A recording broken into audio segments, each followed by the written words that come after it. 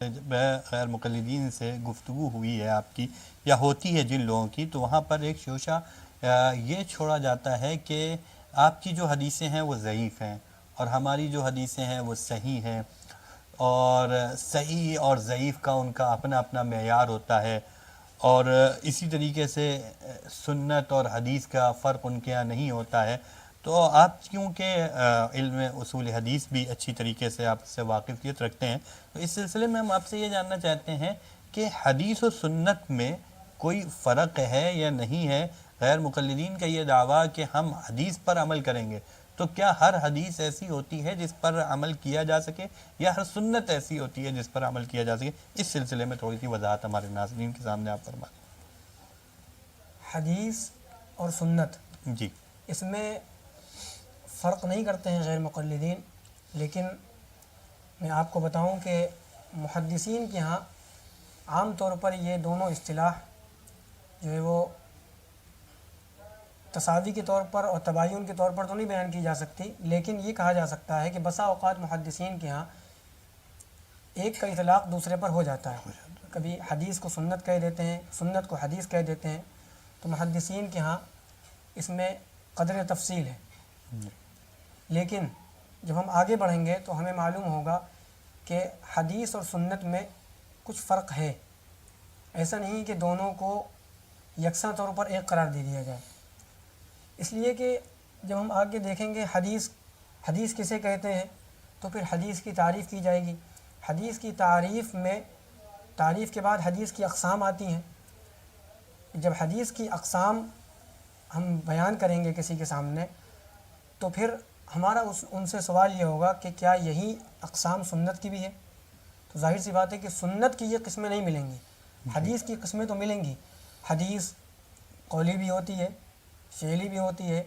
تقریری بھی ہوتی ہے، تین قسم۔ تھوڑا سا ادھر، ہاں ٹھیک ہے۔ حدیث ایک تو نبی صلی اللہ علیہ وسلم نے جو اپنی زندگی میں افعال انجام دیے ہیں وہ بھی حدیث کہلاتی ہیں، اور نبی صلی اللہ علیہ وسلم نے جو باتیں ارشاد فرمائیں وہ بھی حدیث کہلاتی ہیں، اور پھر نبی صلی اللہ علیہ وسلم کی حیات میں اور نبی صلی اللہ علیہ وسلم کی زندگی میں جو امور انجام پائے اور نبی صلی اللہ علیہ وسلم کو اس کا علم ہوا، یا نبی صلی اللہ علیہ وسلم نے اس کو دیکھا خود اپنی آنکھوں سے اور پھر اس پر کسی قسم کی نکیر نہیں فرمائی، تو یہ بھی حدیث کہلاتی ہے، اور اسے تقریر نبوی کہتے ہیں۔ یہاں مولانا ہم یہ جاننا چاہیں، یعنی یہ جو آپ نے تعریف کری حدیث کی اور تقسیم کری، تو اس میں حضور صلی اللہ علیہ وسلم نے ایک مرتبہ اگر ارشاد فرمایا تو وہ حدیث ہوگی، ایک مرتبہ کوئی کام کر دیا حدیث ہو جائے گی؟ جی۔ اچھا، کہ سنت بھی ایسا ہوتا ہے کہ حضور نے ایک بار کام کیا اور چھوڑ دیا، اسے سنت کہہ سکتے ہیں؟ نہیں، اللہ کے نبی صلی اللہ علیہ وسلم نے کوئی کام کیا اور پھر نبی صلی اللہ علیہ وسلم نے اسے مستقل جاری رکھا، حتیٰ کہ صحابہ کرام رضوان اللہ تعالی علیہم اجمعین نے بھی اسے اپنی زندگی میں اپنایا، تو وہ طریقہ نبی صلی اللہ علیہ وسلم کا سنت کہلاتا ہے۔ اس طرح حدیث اور سنت جمع بھی ہو سکتے ہیں۔ جی نبی صلی اللہ علیہ وسلم کا کوئی فعل ہے، نبی صلی اللہ علیہ وسلم نے مثلا فرمایا صلو کما رأیتمونی اصلی، نماز اس طرح پڑھو جس طرح مجھے پڑھتے دیکھتے ہو۔ اب صحابہ کرام رضوان اللہ تعالی علیہم اجمعین اسی طریقے پر نماز پڑھ رہے ہیں، تو نبی صلی اللہ علیہ وسلم کا ایک طرف یہ قول بھی ہے، اور دوسری طرف نبی صلی اللہ علیہ وسلم قول ہے تو یہ حدیث ہو جائے گی، قول ہے تو یہ حدیث بھی ہو گئی، اور دوسری طرف نبی صلی اللہ علیہ وسلم اس کو انجام بھی دے رہے ہیں تو یہ نبی صلی اللہ علیہ وسلم کا فعل بھی ہو گیا اور صحابہ کرام نے اس پر عمل بھی کیا، تو یہ سنت بھی ہو جائے گا۔ یعنی یہ سنت طریقے سے نماز ہم تک سنت کے طریقے سے اور پہنچی ہے نقل در نقل ہوتے ہوئے۔ یہاں پر جیسے ہم کوئی ایک ایسی مثال آپ سے جاننا چاہتے ہیں کہ جو حدیث ہو لیکن سنت نہ ہو، حدیث تو کہا جاتا ہو اسے محدثین کی اصطلاح میں اور حدیث کی کتابوں میں وہ درج ہو، لیکن اسے سنت نہ کہا جاتا ہو، ایسی کوئی ایک مثال بنا۔ دیکھیے، ایک تو وہ حدیث ہیں، یا وہ یوں سمجھ لیجئے کہ شریعت میں ذخیرہ احادیث میں ہم کو وہ احکام ملتے ہیں کہ جن کا تعلق پہلے سے ہے، اور بعض وہ احکام ہے جن کا تعلق ما بعد سے ہے۔ اب دونوں طریقے کی احادیث کتب حدیث میں درج ہیں، محدثین دونوں کو لائیں، لیکن ظاہر سی بات ہے کہ جو حدیث منسوخ ہے اور جو حدیث ناسخ ہے دونوں کا درجہ ایک نہیں ہو سکتا. تو اب جو حدیث منسوخ ہو گئی وہ سنت نہیں ہو سکتی، صرف حدیث ہے. صرف جو حدیث وہ صرف حدیث کہلائے گی، اس لیے کہ جو منسوخ حدیث ہے وہ قابل عمل نہیں ہے. جب وہ قابل عمل نہیں ہے تو ظاہر سی بات ہے کہ وہ سنت نہیں ہو سکتی. اس لیے کہ سنت کہتے ہیں الطریق، سنت کہتے ہیں الطریق، الطریق راستے کو. اور اس کی اصطلاحی تعریف جو ہوتی ہے الطریقۃ المسلوکۃ فی الدین، یعنی دین میں جس راستے پر چلا جائے، جس راستے پر ہمیں چلنا ہے وہ سنت کہلاتا ہے، اور جس راستے پر نہیں چلنا ہے تو وہ سنت نہیں کہلائے گا. قرآن پاک میں بھی اس میں استعمال ہوا ہے قل ھذہ سبیلی ادعو الی اللہ. اللہ کے نبی صلی اللہ علیہ وسلم نے اپنا راستہ بتلایا ہے، وہ راستہ سنت ہے. وہ راستہ سنت ہے. اب اور اللہ جو کے نبی صلی اللہ علیہ وسلم نے جیسا کہ فرمایا علیکم بسنتی،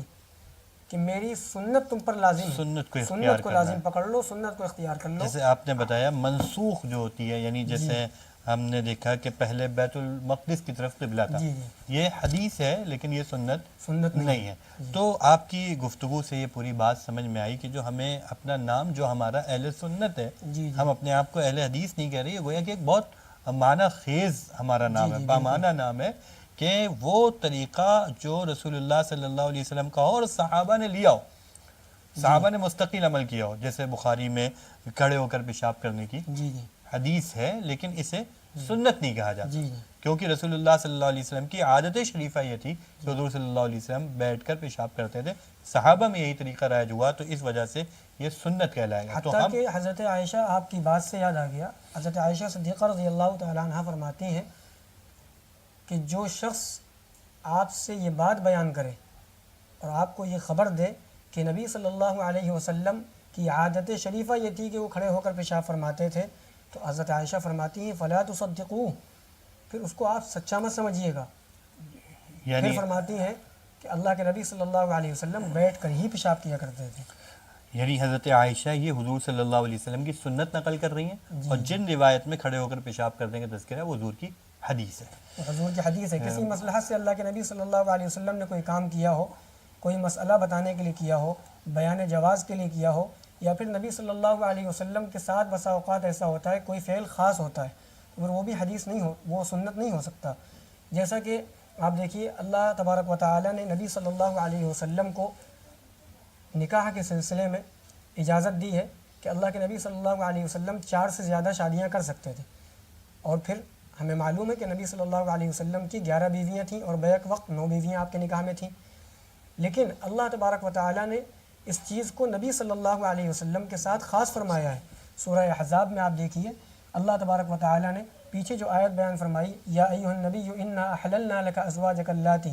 آخر میں جو اللہ تبارک و تعالی نے فرمایا خالصۃ لک من دون المؤمنین، کہ یہ آپ کے لیے خاص ہے، مؤمنین کے لیے اس کی اجازت مومنین کو نہیں ہے. جو حضور صلی اللہ علیہ وسلم کی خصوصیات ہیں جی. وہ حدیث میں مروی ہیں، یعنی وہ حدیث ہے لیکن صحابہ نے جو آپ نے دوسری شق بیان کری تھی صحابہ نے اس کو لیا. تو یہ عمل چونکہ صحابہ کے لیے نہیں تھا اس لیے اسے سنت نہیں کہا جائے گا، سنت وہ ہوگا. ماشاءاللہ بہت اچھی وضاحت آپ نے کر دی. بعض باتیں تو وہ بھی ہیں جو سنت ہیں حدیث نہیں ہے، تعجب ہوگا. جی بعض باتیں وہ ہیں جو سنت ہیں حدیث نہیں ہے. جیسے اللہ کے نبی صلی اللہ علیہ وسلم نے فرمایا علیکم بسنتی وسنت الخلفاء الراشدین المہدیین. اب خلفاء راشدین کا جو ایجاد کردہ طریقہ ہوگا اور خلفاء راشدین جس چیز کو ایجاد کریں گے خواہ وہ ملی لحاظ سے ہو، تنظیمی لحاظ سے ہو، تو پھر وہ سنت تو کہلائے گا لیکن حدیث نہیں کہلائے گا. بہت اچھی مولانا نے آپ نے بات بتا دی. یعنی وہ قول و فعل تقریر نبی کریم صلی اللہ علیہ وسلم کی نہیں ہے، لیکن حضور نے جو فرمایا تھا بسنتی و سنت الخلفاء الراشدین، اسی کے تحت یہ جو حضرت عثمان رضی اللہ تعالیٰ عنہ کے زمانے پہ 2 حدیثیں، یعنی یہاں سے ہمیں تو مولانا یہ بات آپ کی بات سے سمجھ میں آئی کہ جو ہم سے اگر کوئی یہ مطالبہ کر رہا ہے کہ 20 رکعت تراویح کی حدیث دکھاؤ یا جمعے کی 2 اذان کی حدیث دکھاؤ، پورے مہینے تراویح پڑھنے کی حدیث دکھاؤ، تو یہ مطالبہ ہی غلط ہے. یہ تو اصل تو سنت خلفاء راشدین ہے. جی بہت اچھی ماشاءاللہ. اصل تو اس کو یہ حکم بتایا جائے گا کہ اللہ کے نبی نے کہا ہے کہ خلیفہ راشد کی سنت کو لازم پکڑ لو. بہت قیمتی وضاحت آپ نے کر دی. آگے ماشاءاللہ ایک مزے کی بات بتاؤں، اللہ کے نبی صلی اللہ علیہ وسلم نے جو فرمایا ہے اس کے بعد پھر دونوں سنتوں کو نقل کرنے کے بعد جو الفاظ ہیں نبی صلی اللہ علیہ وسلم کے تمسکوا بہا وعضوا علیہا بالنواجذ، کہ ان کو تھام لو مضبوطی سے اور ڈاڑھوں سے مضبوطی سے پکڑ لو۔ اب ظاہر سی بات ہے کہ اللہ کے نبی، یہ ایک علمی نکتہ ہے کہ اللہ کے نبی صلی اللہ علیہ وسلم نے جو فرمایا تمسکوا بہا، حالانکہ ہم دیکھتے ہیں کہ پیچھے دو سنتوں کا ذکر ہوا، ایک خلفائے راشدین کی سنت، ایک نبی صلی اللہ علیہ وسلم کی سنت، تو دو سنتوں کا ذکر ہے تو ظاہر سی بات ہے کہ ضمیر بھی تثنیہ کی آنی چاہیے تھی، تو تمسکوا بہما ہوتا، لیکن نبی صلی اللہ علیہ وسلم نے فرمایا تمسکوا بہا۔ اس کی دو وجہ ہو سکتی ہیں، ایک تو یہ ہے کہ نبی صلی اللہ علیہ وسلم کو اپنی سنت کے بارے میں کسی قسم کا کوئی گمان اور شبہ نہیں تھا، کوئی خدشہ نہیں تھا کہ یہ ہماری سنتوں کو ٹھکرا دیں گے، اس لیے کہ نبی صلی اللہ علیہ وسلم تو ظاہر سی بات ہے وما ينطق عن الهوى ان هو الا وحی یوحى، نبی صلی اللہ علیہ وسلم تو وہی بات کہتے تھے کہ جو ان پر وحی ہوتی تھی، لیکن نبی صلی اللہ علیہ وسلم کو یہ خدشہ ہوا کہ خلفائے راشدین کی سنت کو ٹکرا دیا جائے گا، تو پھر اللہ کے نبی صلی اللہ علیہ وسلم نے خاص طور پر خلفائے راشدین کی سنت کے لیے یہ تاکیدی الفاظ ارشاد فرمایا کہ تمسکوا بہا، اور ظاہر سی بات ہے کہ ہمیں معلوم ہے کہ ضمیر کا مرجع جو ہوتا ہے وہ جو چیز زیادہ قریب ہوتی ہے تو اسی کی طرف لوٹ جاتا ہے، تو بعد میں جو سنت بیان ہوئی ہے وہ خلفائے راشدین کی سنت بیان ہوئی ہے، وسنت الخلفاء خلفائے راشدین کی سنت بیان ہوئی ہے بعد میں، تو ظاہر سی بات ہے کہ ہاں ضمیر کا مرجع اس کی طرف یعنی لوٹے گا۔ تاکید سے رسول اللہ صلی اللہ علیہ وسلم نے فرمایا خلفائے راشدین کی سنت کو، یعنی اس میں شک و شبہ نہ کرنا، جیسے میری سنت میں تمہیں شک و شبہ نہیں ہے۔ ماشاءاللہ، بڑی دلچسپ معلومات اور قابل قدر معلومات آپ کے ذریعے ہمارے ناظرین کے سامنے آ رہی ہیں۔ مولانا بس ایک آخری سوال علم حدیث کے سلسلے میں، اصول حدیث کے سلسلے میں ہم آپ سے یہ کرنا چاہتے ہیں کہ بہت سی ہماری روایات کو یہ کہہ کر رد کر دیا جاتا ہے کہ یہ روایتیں ضعیف ہیں، تو کیا ضعیف روایت ہر اعتبار سے مردود ہوتی ہے، مقبول نہیں ہوگی، یا ضعیف روایات پر بھی عمل کیا جا سکتا ہے؟ جی، اس سلسلے میں یہ سمجھ لیجئے کہ کسی ایک محدث کے کسی حدیث کو ضعیف قرار دے دینے سے وہ روایت ضعیف نہیں ہو جاتی، جی جی، بلکہ یہ دیکھا جائے گا، دیکھا کیا جائے گا، عموماً دیکھنے میں آتا ہے ایسا کہ بعض محدثین کسی حدیث پر کلام کر رہے ہوتے ہیں تو وہ اس کو ضعیف قرار دے رہے ہوتے ہیں، لیکن بعض دیگر محدثین کی تحقیقات میں وہ حدیث ضعیف نہیں ہوتی،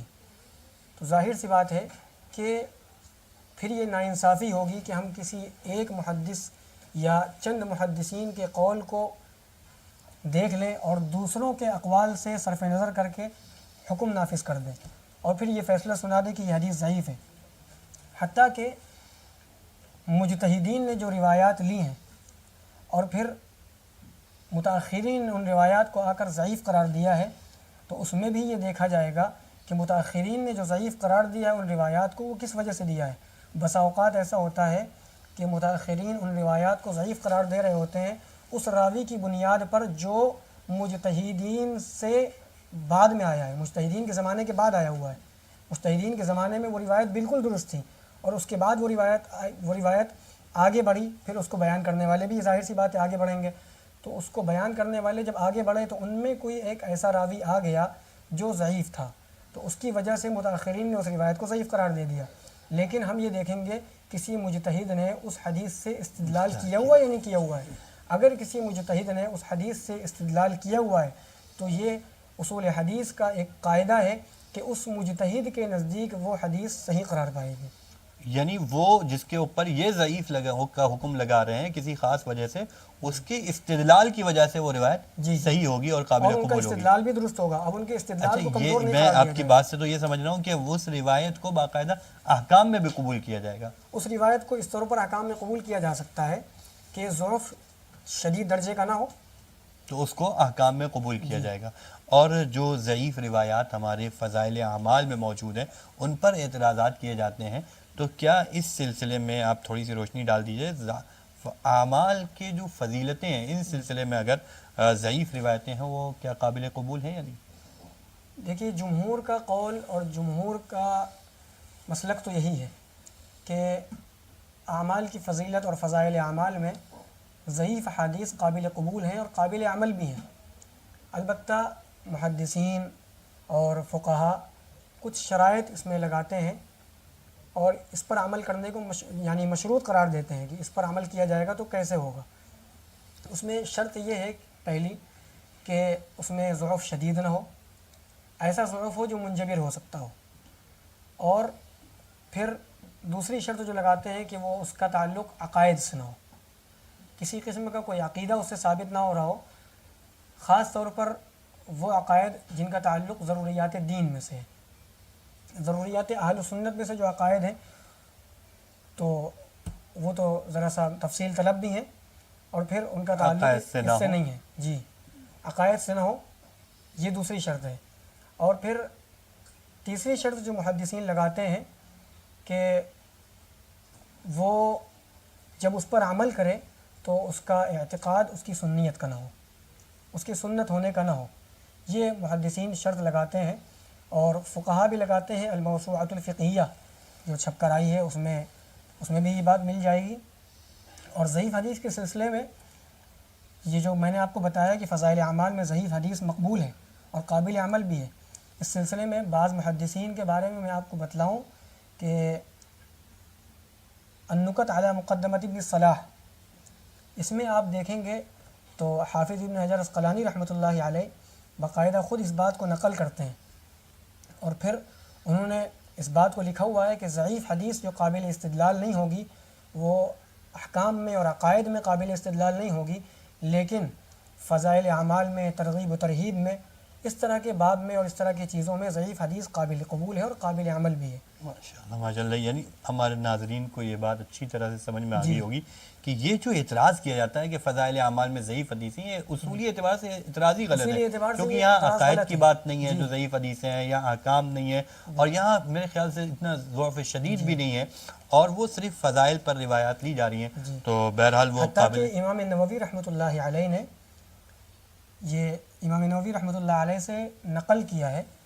حافظ سخاوی رحمۃ اللہ علیہ نے فتح المغیث، ان کی جو جی جی اصول حدیث کی مشہور کتاب ہے، یہ حافظ ابن حجر عسقلانی رحمۃ اللہ علیہ کے شاگرد رشید ہیں امام سخاوی رحمۃ اللہ علیہ. ان کی جو مشہور کتاب ہے فتح المغیث، اس کی جلد 1 صفحہ 289 پر غالباً یہ بات انہوں نے امام نووی رحمۃ اللہ علیہ سے نقل کی ہے کہ امام نووی رحمۃ اللہ علیہ کی متعدد تصانیف میں یہ بات ملتی ہے کہ امام نووی فرماتے ہیں کہ اہل علم کا، وہاں پر الفاظ جو ہیں وہ اہل الحدیث کے ہیں، اہل الحدیث سے مراد محدثین، یعنی محدثین اور علماء کا اس بات پر اجماع ہے کہ ضعیف حدیث کو اعمال کے سلسلے میں قبول کیا جائے گا. ماشاءاللہ اجماع ہے اس بات پر. اجماع نقل کیا امام نووی نے. اور میں بتاؤں آپ کو، مجھے یاد آ گیا کہ جن کا یہ ڈھنڈورا پیٹتے ہیں علامہ ابن تیمیہ رحمۃ اللہ علیہ کا، جی. امام ابن تیمیہ رحمۃ اللہ علیہ فتاوی ابن تیمیہ میں خود فرماتے ہیں کہ اذا جاء الحدیث فی الحلال والحرام شددنا فی الاسانید، کہ جب کوئی حدیث ہمارے پاس آتی ہے حلال و حرام کے تعلق سے تو پھر ہم سخت چھان بین سے کام لیتے ہیں. لیکن پھر فرماتے ہیں کہ فَإِذَا جَاءَ الْحَدِيثُ فِي التَّرْغِيبِ وَالتَّرْهِيبِ تَسَاهَلْنَا فِي الْأَسَانِيدِ، جب ترغیب و ترہیب کے سلسلے میں ہمارے پاس کوئی حدیث آتی ہے تو پھر ہم چشم پوشی سے کام لے لیتے ہیں. یہ امام ابن تیمیہ رحمۃ اللہ علیہ فرماتے ہیں، یہ لوگ جن کا ڈھنڈورا پیٹتے ہیں اور جن کے معتقد ہونے کا دعویٰ کرتے ہیں، حقیقت میں ان کا ابن تیمیہ سے کوئی تعلق اور واسطہ نہیں. ماشاءاللہ کتنی قیمتی باتیں ہمارے مولانا ذکوان صاحب کے ذریعے ہمارے سامنے آ گئی. ہمارے پاس وقت کی کمی ہے اور مولانا کو بھی جانا ہے، مجھے بھی جانا ہے، اس لیے اس سلسلے کو تو ہم یہیں پر موقوف کر دیں. لیکن ہم اپنے ناظرین سے آپ کی موجودگی میں اس چیز کا گویا کہ وعدہ کر لے رہے ہیں، ہم انشاءاللہ پھر سے ان موضوعات کو لے کر اور خاص طور سے علم حدیث کو لے کر ایک مرتبہ پھر سے آپ کے ساتھ بیٹھیں گے اور گفتگو کریں گے، اور گویا کہ جو ہمارے ناظرین کی ایک علمی پیاس ہے اور اس کو گویا کہ بجھانے کی کوشش کریں گے. جزاک اللہ تعالی خیرہ. مولانا آپ نے ہمیں وقت دیا، ہم آپ کے شکر گزار ہیں. ہم اپنے ناظرین سے بھی درخواست کرتے ہیں کہ اسی طرح سے ہمارے ساتھ جڑے رہیے، ہمارے چینل سے جڑے رہیے. انشاءاللہ ہم پھر سے آپ کے سامنے دوسرے قیمتی مہمانوں کے ساتھ حاضر ہوں گے، اور انشاءاللہ ہمارا یہ وعدہ ہے ایک مرتبہ پھر سے ہم مولانا ذکوان صاحب کے ساتھ دوبارہ آپ کے سامنے حاضر ہوں گے. جزاک اللہ تعالی. السلام علیکم ورحمۃ اللہ وبرکاتہ.